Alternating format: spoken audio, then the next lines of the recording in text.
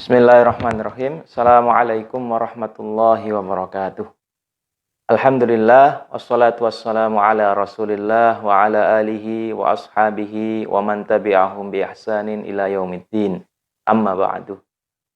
Para murid Mas Kumambang yang insya Allah diberkahi dan dirahmati oleh Allah Subhanahu wa Ta'ala, baik dari jenjang madrasah ibtidaiyah sampai madrasah aliyah, ya. Ada madrasah sanawiyah, ada SMK 1, SMK 2 yang berbahagia. Puji syukur kehadirat Allah Ta'ala pada pagi hari ini kita bisa berjumpa meskipun melalui media daring, ya, media online, tapi mudah-mudahan tidak mengurangi esensi dan manfaat dari apa yang kita pelajari. Insya Allah pada pagi hari ini adalah pertemuan pertama, ya, kita akan mempelajari tentang sholat. Jadi untuk beberapa pekan ke depan, ya, sekitar 3 bulan, melalui kurikulum pembelajaran di awal tahun ajaran baru 2020-2021 di masa new normal ini, ya, kita akan fokus, salah satu pelajaran yang fokus dipelajari adalah 4 materi, yaitu tauhid atau akidah, kemudian fikih, atau kita dalam hal ini fokusnya ibadah, sholat dan wudhu dan sholat, kemudian yang ketiga adalah akhlak, ya, dan terakhir adalah Al-Quran. Nah, 4 materi ini. Nah, pada pertemuan kali ini kita akan belajar tentang fikih, ya, materi fikih. Insya Allah kita akan mempelajari pada pertemuan pertama ini tentang sholat. Nah, seperti yang sudah saya bagikan di file PDF, di situ ada 2 materi yang akan kita bahas. Yang pertama adalah definisi sholat, kemudian yang kedua adalah terkait hukum sholat. Langsung saja, jadi sebelum kita membahas lebih jauh mengenai sholat, ya, mengenai apa itu sholat atau mengenai syarat-syarat pelaksanaan sholat, kemudian rukun-rukunnya, lalu sunnah-sunnahnya, maka pertama yang perlu kita ketahui terlebih dahulu adalah hakikat dari sholat itu sendiri. Ya. Jadi kata sholat itu berasal dari sholla yusolli, bentuk isim masdar. Nah, masdar itu apa? Masdar itu pekerjaan tapi tidak terikat waktu. Ya, sholat. Nah, tapi isim masdar itu bentuk lain dari masdar. Ini mungkin lebih detail bisa dijelaskan di pelajaran nahwu, ya. Tapi yang jelas kata dasar, ya, asal dari kata as-sholatu itu adalah sholla yusolli. Nah, sholla yusolli ini secara bahasa sebagaimana yang disebutkan dalam Kamus Mukhtar As-Sihah, itu artinya doa, berdoa. Dan makna doa ini pun dipakai di dalam Al-Quran. Misalnya firman Allah dalam surah At-Taubah ayat 103, A'udzubillahi minasyaitonirrajim, khudz min amwalihim shadaqatan tutahhiruhum wa tuzakkihim biha wa shalli 'alaihim inna salataka sakanun lahum wallahu sami'un 'alim. Nah, di situ ada kata khudz min amwalihim shadaqatan. Ambillah zakat. Ya, sedekah di situ diartikan zakat dari harta-harta mereka. Tujuannya apa? Tutahhiruhum wa tuzakkihim biha. Untuk mensucikan, ya, mereka, wa tuzakkihim biha. Ya, membersihkan. Tutahhiruhum itu lebih ke membersihkan fisik, tuzakkihim itu lebih ke membersihkan jiwa, ya. Wa shalli 'alaihim. Nah, ini ada anjuran, berdoalah untuk mereka. Jadi orang yang bayar zakat itu didoakan supaya hartanya mendapatkan keberkahan. Nah, inilah yang disebut atau istilah sholla yusolli. Ya. Inna sholataka sakanul lahum. Ditegaskan lagi, sholataka, ya. Sungguhnya doa kamu itu menjadi ketentraman jiwa bagi mereka. Selain ayat tadi, ada juga hadis yang menjelaskan, ya. Sabda Rasulullah, idza du'iya ahadukum falyujib fa in kana sha'iman falyusolli wa in kana muftiran fal yat'am. Nah, ini berbicara ya. Beliau bicara ada orang puasa kemudian dia diundang makan. Nah, bagaimana adabnya? Beliau meriwayatkan di sini, jika kamu diundang makan, ya, fal yujib. Undangan di sini kan idza du'iya, diundang. Tapi secara umum bicara sebenarnya ini undangan secara umum, tapi maknanya adalah undangan makan. Ya. Fal yujib, maka penuhilah undangan itu. Maksudnya datangnya. Maksudnya datanglah. Ya. Fa in kana shaiman fal yusolli. Kalau kamu pada saat diundang itu dalam kondisi puasa, fal yusolli. Doalah keberkahan untuk dia. Wa in kana muftiran fal yat'am. Kalau kamu tidak puasa maka makanlah. Nah, itu jadi salat ya. Bisa kita tulis di sini bahwa salat ya. Salat bahasa Indonesia atau as-shalah itu artinya sama dengan doa ya. Ini secara bahasa. Arti salat itu artinya doa. Nih secara bahasa. Nah, tapi yang lebih penting karena yang kita pelajari ini adalah ibadah salat, jadi yang perlu kita ketahui bukan definisi salat secara bahasa, tapi secara istilah. Ya, disebutkan ini dari berbagai referensi dari kitab-kitab 4 mazhab ya, ada dari Fathul Qadir, ini dari mazhab Hanafi, Mawahibul Jalil ini dari mazhab Maliki, ada Mughnil Muhtaj dari mazhab Syafi'i dan juga ada Kasyaful Qina ini dari mazhab Hambali. Intinya dari referensi-referensi tadi disebutkan bahwa salat ada dan definisikan ya, definisi salat ini secara istilah. Ya. Definisi salat adalah aqwalun. Aqwal. Perlu diingat. Aqwalun wa af'alun. Mufattatahah ya. Mufattatahatun bit takbir.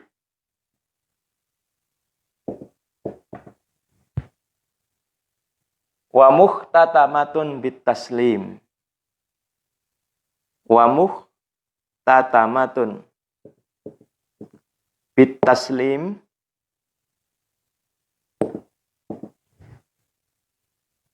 Ma'an niyati ya. Ada niat kata ma'an niyah. Bisyara'ita makhsusah.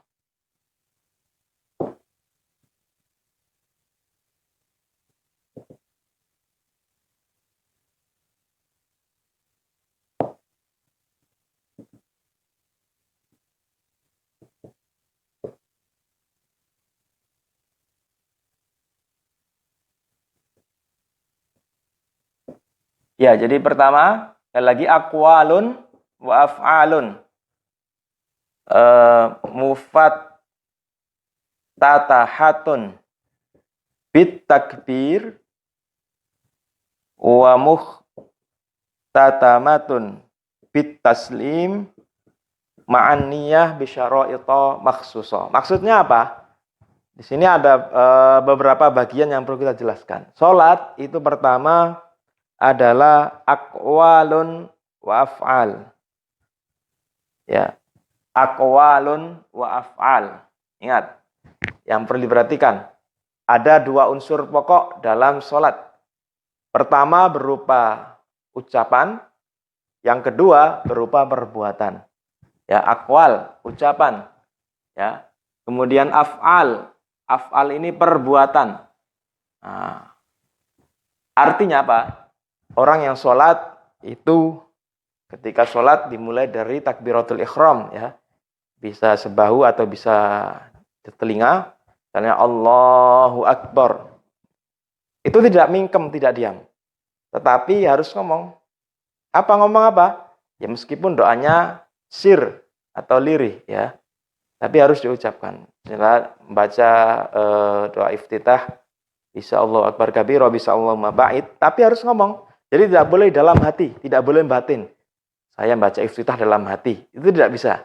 Ya, jadi harus diucapkan Perbuatan ya gerakan ya. Gerakan takbir, kemudian bagaimana rukuk, bagaimana sujud dan lain sebagainya. Mufattatahah bitakbir yang dimulai dengan takbir. Nah, namanya takbiratul ihram. Artinya ketika sudah takbir maka diharamkan interaksi dengan apapun yang ada di luar sholat. Ya, sudah masuk fokus ibadah melaksanakan sholat. Ya, ini pembuka sholat. Ya. Nah, pembuka sholat adalah takbiratul ihram. Wa muhtatamatun bitaslim diakhiri dengan salam. Ya, artinya ketika masih dalam kondisi masih sholat, ya dia statusnya masih orang yang sholat terkena hukum-hukum yang berlaku. Jadi dimulai dengan takbir dan diakhiri dengan salam. Ma'an niyah, tetapi harus disertai dengan niat. Nah, ini penting. Ya, ini penting. Niat di sini salah satu poin penting yang disebutkan para ulama. Artinya apa? Artinya orang yang sebagaimana disabdakan Rasulullah ya di hadis yang diriwayatkan oleh Umar bin Khattab, innamal a'malu binniyat.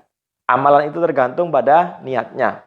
Contoh ya, seperti yang saya sebutkan di buku juga, bahwa ada dua orang yang sholat di waktu subuh. Ya, setelah subuh dia sholat. Yang satu niat sholat subuh. Sedangkan yang satu lagi niat sholat sunnah. Sholat sunnah mungkin qobliyah subuh. Ya. Berbeda niatnya dua orang ini. Meskipun amalannya sama, 2 rakaat. Bacaannya mungkin sama. Bedanya mungkin subuh dijahar, kalau yang sholat sunnah di sir. Ya. Tapi amalannya sama. Ya. Niatnya berbeda, maka konsekuensinya pun harus berbeda. Konsekuensinya pasti berbeda.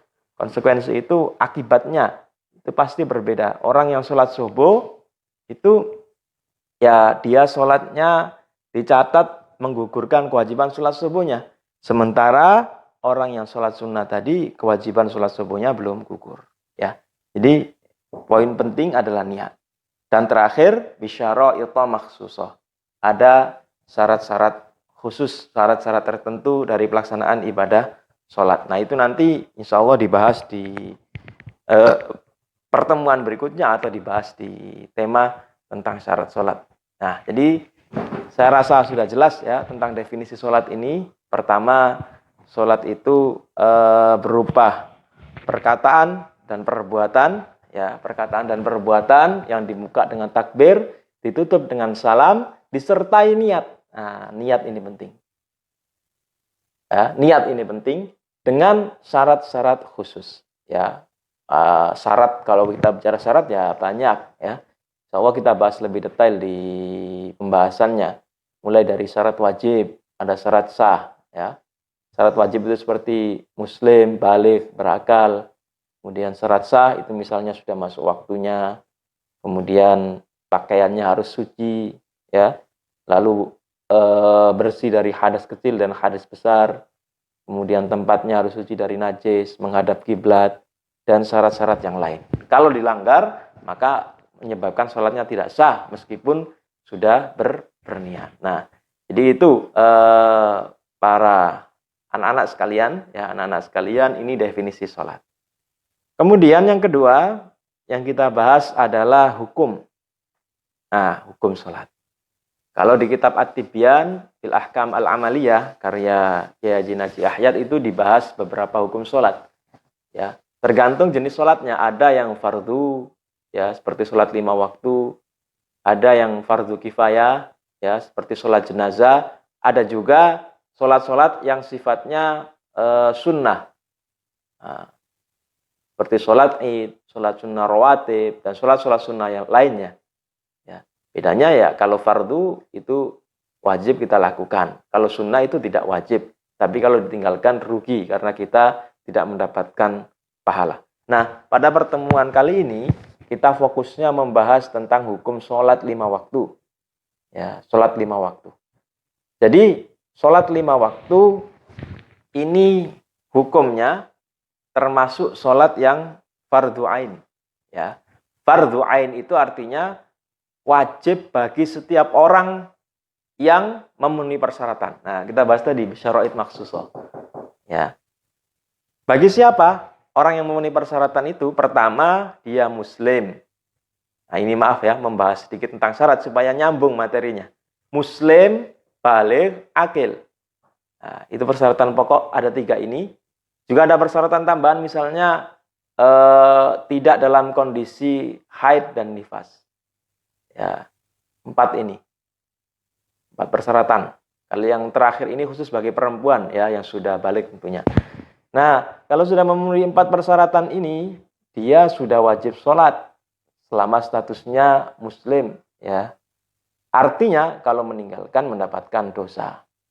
Dan sholat ini ibadah yang istimewa. Nanti kita akan membahasnya di bab mengenai apa itu keistimewaan sholat ya. Dalilnya banyak sekali. Bahkan ya ada dari Al-Qur'an, kemudian ada dari As-Sunnah, dan ada dari ijma' ulama. Ya. Jadi kalau kita bahas ada 3 ya, 3 dalil pokok. Ini menunjukkan bahwa memang kuat. Dalil tentang wajibnya sholat ini kuat.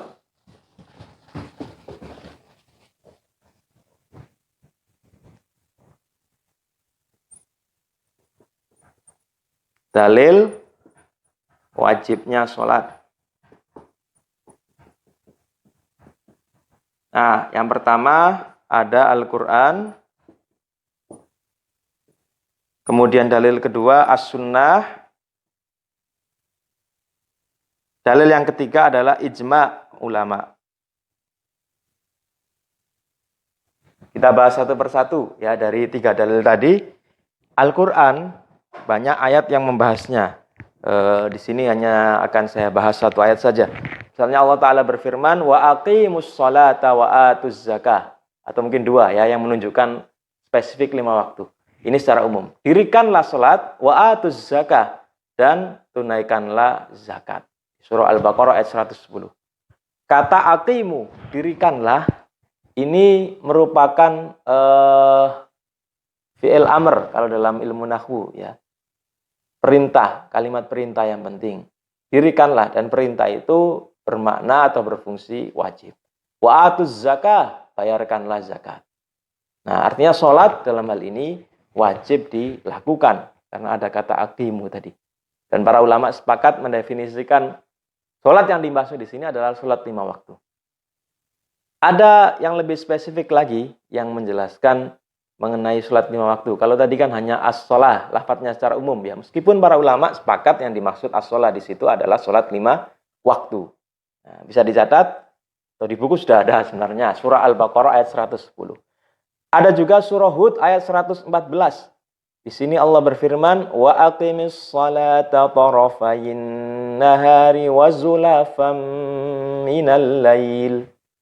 Dan dirikanlah sholat. Kalau tadi aqimu itu perintahnya untuk banyak orang. Kalau ini hanya 1 orang ya. Dirikanlah sholat. Tarafayil nahar. Ya, tarafayin nahar. Pada kedua tepi siang. Taraf. Nah, ini para ulama mendefinisikan atau menafsirkan ya, kata tarafayin nahar ini dengan 2 bagian. Jadi siang itu dibagi menjadi 2. Ada al-ghada. Al-ghada itu waktu pagi. Ya, tepi waktu pagi, mulai dari subuh, dimulai dari subuh. Kemudian ada al-asyi. Asyi itu di tepi kedua. Nah, di tepi pertama itu ada sholat subuh. Ya, 1 waktu. Kemudian di tepi kedua ada sholat zuhur dan asar. Sholat zuhur dan asar ada 2. Ya, di tepi kedua, di paruh kedua. Paruh siang pertama, paruh siang kedua. Paruh siang pertama ada 1 sholat, paruh siang kedua ada 2 sholat. Wa zulafam minal lail. Dan permulaan malam. Nah, permulaan malam itu kan jelas sekali. Ya, dimulai dari tenggelamnya matahari. Setelah itu masuk waktu maghrib. Setelah mungkin sekitar 1 jam lebih waktu isya ya. Nah, ini menunjukkan sholat 5 waktu. Nah, sehingga cukup jelas sekali dalil dari Al-Qur'an. Dalil dari As-Sunnah pun jelas. Banyak ayatnya. Misalnya ya As-Sunnah, perkataan Rasulullah. Rasulullah Shallallahu alaihi wasallam disebutkan dalam sebuah hadis yang diriwayatkan oleh Imam Ahmad dan Imam Al-Hakim dan derajatnya sahih menurut Imam Az-Zahabi, Rasulullah bersabda, "U'budu rabbakum wasallu khamsakum." Nah, ini digaris bawahi. Wasallu khamsakum wasumu syahrakum wa hujju baitakum wa addu zakata amwalikum tayyibatan biha anfusukum tadkhulu jannata rabbikum. Intinya, hadis itu menjelaskan u'budu rabbakum, sembahlah Tuhanmu. Artinya itu perintah tauhid secara tidak langsung, ya. Kemudian shollu khamsakum, salatlah 5 waktu. Nah, ini shollu khamsakum, salatlah 5 waktu. Ada terusannya sumu syahrakum, puasalah pada bulannya, kemudian berhajilah, lalu tunaikan zakat, ya, maka kamu akan masuk surga. Artinya ini amalan-amalan pokok dalam agama Islam. Yang terakhir adalah dalil ijma' ulama, kesepakatan seluruh ulama, ya. Para ulama dari zaman sahabat sampai zaman sekarang semuanya sepakat bahwa sholat itu hukumnya wajib. Sholat 5 waktu itu hukumnya wajib. Nah, karena para ulama sepakat, nah kita langsung berlanjut ke bahasan berikutnya. Semua ulama sepakat, dalilnya jelas dari Al-Quran, As-Sunnah, Ijma'. Bagaimana kalau ada orang yang mengingkari kewajiban sholat? Kalau ada orang yang mengingkari kewajiban sholat, maka naudzubillah, dia dihukumi orang yang telah kafir, ya, orang yang kafir. Naudzubillah min dzalik. Ini kalau dia mengingkari kewajiban sholat. Tetapi kita perlu melihat, ya, itu orang yang mengingkari, jelas-jelas mengingkari bahwa sholat tidak wajib, padahal dalil-dalilnya sudah jelas ada di situ, ya. Maka kita akan membahas lebih detail orang yang tidak sholat, ya. Kalau dia mengingkari, jelas mengingkari berarti berpendapat sholat itu tidak wajib. Saya tidak mau sholat karena sholat tidak wajib. Itu mengingkari namanya. Tetapi ada orang yang meninggalkan sholat, itu motivasinya beragam. Nah, kalau secara garis besar itu ada 2 motivasinya. Yang pertama karena dia memang beranggapan bahwa sholat itu tidak wajib. Yang kedua, orang tersebut tetap mengaku sholat itu memang wajib, tapi saya sulit sholat, mungkin sulit bangun atau bagaimana, ya. Ada 2 motivasi. Nah, menyikapi hal ini, para ulama membahasnya, sudah dibahas di kitab-kitab ulama terdahulu, ya, berdasarkan dalil-dalil Al-Quran dan As-Sunnah. Meskipun ada sedikit perbedaan pendapat dalam masalah ini, tapi tetap kita akan bahas secara ringkas, ya. Ini pembahasan yang terakhir untuk sesi ini terkait hukum meninggalkan sholat. Oke.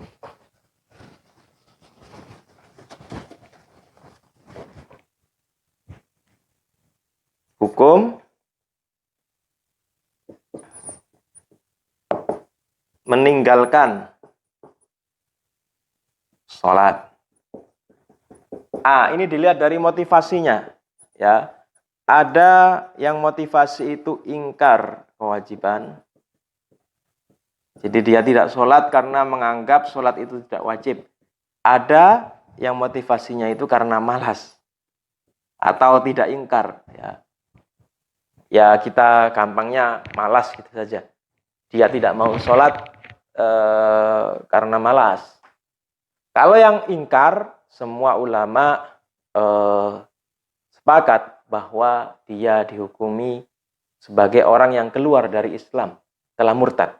Ini sebagaimana disebutkan di kitab Al-Fiqhul Islami wa Adillatuhu. Ya, supaya jelas nanti bisa merujuk kitab ini, jilid 1 halaman 658. Itu ditegaskan bahwa dia telah kafir dan murtad dari agama Islam. Ya. Artinya apa? Ini konsekuensinya memang nanti terkait dengan undang-undang dan pemerintah yang ada. Ya. Vonis kafir atau tidak kafir itu ditentukan para ulama. Tapi yang jelas ulama sudah sepakat. Kalau mengingkari kewajiban, otomatis dia murtad. Dalam artian, meskipun diberlakukan hukum bagi orang yang murtad atau tidak di suatu negara, kalau ada orang yang seperti ini, kemudian dia tahu hukumnya, lalu dia sadar, ya berarti dia harus syahadat lagi. Ya. diulang lagi syahadatnya. Karena dia sudah keluar dari agama Islam. Kalau ingin masuk lagi ya harus melalui syahadat. Bersaksi bahwa tiada Tuhan selain Allah dan Nabi Muhammad adalah utusan Allah. Ada juga yang tidak sholatnya itu karena malas. Ya. Sebelum ke situ, yang mengingkari kewajiban ini dikecualikan ulama mazhab Syafi'i dan Hambali misalnya mengecualikan orang yang karena tidak tahu karena baru masuk Islam. Oh, ada tuh kewajiban sholat misalnya. Contoh ya, meskipun kalau zaman sekarang ya kejadian seperti ini memang sulit kita bayangkan karena dengan kemajuan teknologi informasi dan lain sebagainya. Tapi kan bisa saja terjadi mungkin di daerah terpencil dan lain sebagainya. Ya. Nah, orang yang seperti ini dia wajib bertaubat ya, dipaksa bertaubat. Kalau tidak mau baru dikenai hukuman tadi. Hukuman apa? Ya orang murtad hukumannya hukuman mati. Ya, sekali lagi ini pelaksanaannya oleh pemerintah. Nah, adapun orang yang meninggalkan karena malas, ya ini ulama sepakat kafir. Kalau ini ada dua pendapat, ada yang berpendapat fasik, ya fasik, ada yang berpendapat kafir. Artinya apa? Yang pendapat pertama ini mayoritas ulama dari mazhab Hanafi, Maliki, Syafi'i. Fasik artinya dia tidak murtad tapi dia melakukan perbuatan dosa besar karena meninggalkan kewajiban sholat, yang kewajiban sholat ini sudah dijelaskan di Al-Quran, Sunnah, dan Ijma. Dalilnya sangat kuat. Dia ingkar sama seperti dia mengingkari zakat, mengingkari puasa. Kemudian misalnya juga berpendapat bahwa zina itu tidak berdosa, membunuh tidak berdosa, itu sama hukumnya ya, dengan orang yang seperti itu. Ya, bukan, maaf, saya salah. Kalau yang berpendapat bahwa zina tidak dosa itu masuk ke sini ya. Tapi kalau fasik itu dia sadar, saya tahu zina itu perbuatan yang keji, tapi saya tidak bisa menahan hawa nafsu misalnya. Nah, itu masuk fasik. Orang yang melakukan dosa yang besar, perbuatan maksiat, wajib bertaubat. Hanya saja sekali lagi belum keluar dari agama Islam. Artinya dia ketika ingin taubat, ya dia cukup mengganti sholat yang ditinggalkan, kemudian berjanji tidak akan mengulanginya lagi. Sedangkan ulama pendapat kedua dari mazhab Hambali, Imam Ahmad bin Hambal mengatakan bahwa dia kafir, dihukumi kafir. Nah, masing-masing pendapat dari dua pendapat ini punya dalil dari Al-Quran dan Sunnah sendiri. Intinya perbedaannya itu bukan karena yang satu dalilnya kuat, yang satu dalilnya lemah. Tapi pemahaman para ulama terhadap pendapat atau terhadap Al-Quran dan As-Sunnah itu sendiri. Ya, dalilnya pun banyak. Kalau disebutkan di kesempatan ini kurang pas ya timingnya, karena kita butuh waktu singkat. Jadi yang penting kita tahu gitu saja ya. Dan kami menelusuri di kitab At-Tibyan fil Ahkamil Amaliyah dalam masalah ini, apakah orang yang meninggalkan sholat karena malas itu dihukumi kafir atau tidak, itu kami belum menemukan ya. Tidak ada pembahasan tentang hal itu, bahasan khusus tentang hal itu. Tetapi yang perlu kita ketahui ya, terkait hukumannya. Apa hukuman orang yang meninggalkan sholat ini? Ya. Baik ulama yang mengatakan fasik atau kafir, ya, baik yang latar belakangnya ingkar kewajiban atau karena malas, ada konsekuensi yang harus ditanggung oleh orang tersebut. Dan hukumannya ini ada dua dimensi, ya. Ada hukuman yang nanti, maksudnya belum bisa diterapkan sekarang, karena hukumannya bersifat ukhrawi, bersifat akhirat. Nanti orang ini akan menerima balasannya di akhirat. Ya, misalnya di dalam surah Al-Muddatsir ayat 43 sampai 42 sampai 43, Allah Ta'ala berfirman, "Ma salakakum fi saqar? Qalu lam naku minal musallin." Nah, ini Allah bertanya pada orang-orang yang tidak sholat. Ma salakakum fi saqar? Apa yang menyebabkan kamu masuk neraka Saqar? Mereka menjawab, lam naku minal musallin. Kami termasuk orang-orang yang tidak mau sholat. Ya. Masuk neraka. Sungguh hukuman yang sangat mengerikan sekali, ya, karena meninggalkan salah satu kewajiban. Ada juga ancaman-ancaman yang lain, misalnya fawailul lil musallin alladzina hum an salatihim sahun. Orang yang lalai dari sholatnya ini diancam oleh Allah sebagai orang-orang yang celaka. Wail di situ ada juga yang mengartikan neraka wail, salah satu jenis neraka. Juga disebutkan di surah yang lain, di surah Maryam ayat 59 misalnya, فَخَلَفَ مِنْ بَعْدِهِمْ خَلْفٌ أَضَاعُوا الصَّلَاةَ وَاتَّبَعُوا الشَّهَوَاتِ فَسَوْفَ يَلْقَوْنَ غَيًّا. Kelak kamu akan meninggalkan anak cucu yang lemah, yang mereka menyia-nyiakan sholat. Wattaba'u syahawat, mereka mengikuti syahwat. Fasawfa yalqauna ghayya, maka mereka akan menemui kesesatan. Na'udzubillah tsumma na'udzubillah min dzalik.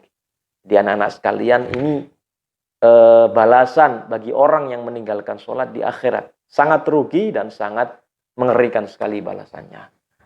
Yang kedua,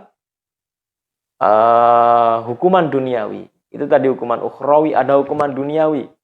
Ya. Kalau orang yang mengingkari kewajibannya, tadi ulama sepakat kafir. Dan proses hukumnya tetap semua orang yang mengingkari kewajiban sholat atau yang tidak sholat karena malas, itu mereka diberi waktu untuk bertobat. Ya. Kalau tidak bertobat, maka dia dikenai hukuman mati. Ya. Dikenai hukuman mati. Ini kalau dia mengingkari kewajiban, ya, dikenai hukuman mati. Nah, bedanya apa antara hukuman mati dia dihukum sebagai orang kafir dan orang mukmin? Bedanya nanti di pengurusan jenazahnya. Kalau dia ingkar kewajiban, disuruh tobat, tidak mau, oleh pemerintah dikenai hukuman mati, maka dia akan ditanya, atau maksudnya dia tidak diperlakukan seperti jenazah orang muslim lainnya. Tidak disolati, tidak dikafani, ya, kemudian tidak dikubur di perkuburan umat Islam, ya, dikubur di kuburan umum, itu aja, ya. Karena dihukumi sebagai orang yang sudah murtad dari agama Islam. Nah, mengerikan sekali, sudah kena hukuman mati diperlakukan seperti orang kafir. Adapun kalau orang yang meninggalkannya karena malas, ini ada perbedaan pendapat di kalangan ulama. Ulama mazhab Hanafi berpendapat dikenai hukuman takzir. Takzir itu maksudnya hukuman yang kadarnya itu tidak ditentukan oleh syariat Islam secara jelas. Ya. Dihukumi takzir berupa hukuman pukulan sampai berdarah dengan tujuan dia bertobat. Jadi dipenjara dulu. Yang jelas semua ini ada prosesnya. Disuruh bertobat dulu. Kalau tidak mau, baru dikenai hukuman. Nah, kalau Hanafi, hukumannya ditakzir, dipukul sampai berdarah. Ya, naudzubillah min dzalik, itu juga hukuman yang sangat mengerikan. Ya. Kalau kena hukuman itu langsung tobat, kemudian sholat. Dan saya yakin kalau ada orang yang terkena hukuman seperti itu, ya dia akan tobat. Karena ini lebih ringan daripada yang pertama. Karena yang pertama kan memang mengingkari kewajiban. Tapi yang kedua, karena malas, saya yakin mungkin di penjara gitu saja sudah takut dia. Kemudian dia sholat lagi, ya sudah, dia tidak dilanjutkan hukumnya. Tetapi kalau dia tetap ngotot, tidak mau sholat, ya terpaksa, dia tetap di penjara. Ini menurut mazhab Hanafi. Adapun menurut mazhab Maliki dan Syafi'i, juga mazhab Hambali, mereka dikenai hukuman mati.